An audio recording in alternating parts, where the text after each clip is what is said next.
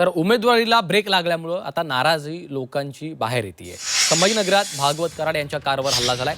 संतप्त कार्यकर्त्यांनी अतुल सावे यांना देखील घेराव घातला।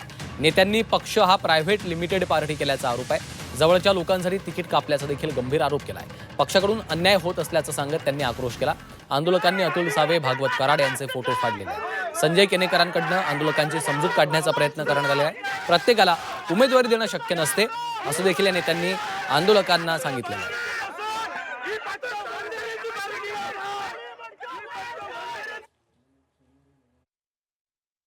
अहो दादा, एवढा अन्याय का?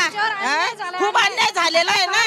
जो काम करतो त्याला माग, जो ज्यांनी चांगलं काम केलं त्यांना माग ठेवलं।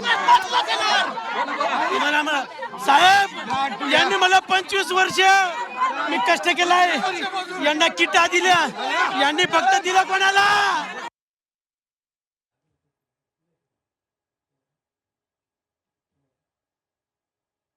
एकाच वेळेस पक्ष संधी देऊ नाही शकत। आक्रोश कमी होताना दिसत नाही। हो, कमी होईल हा पक्षाचं।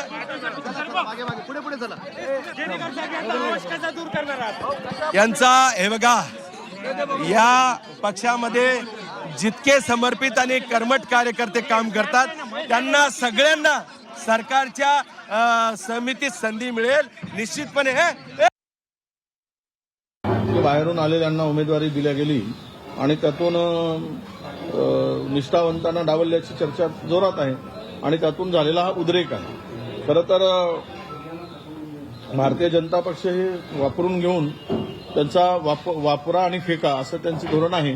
त्यामुळे आक्रोश जो संभाजीनगरमध्ये दिसतो आहे ते पक्ष निष्ठा सोडून पक्षातून बाहेर आलेल्या लोकांना भारतीय जनता पक्ष आता काँग्रेसची स्थिती जी होती पूर्वी ती आता भाजपची आहे असं म्हणायला हरकत नाही।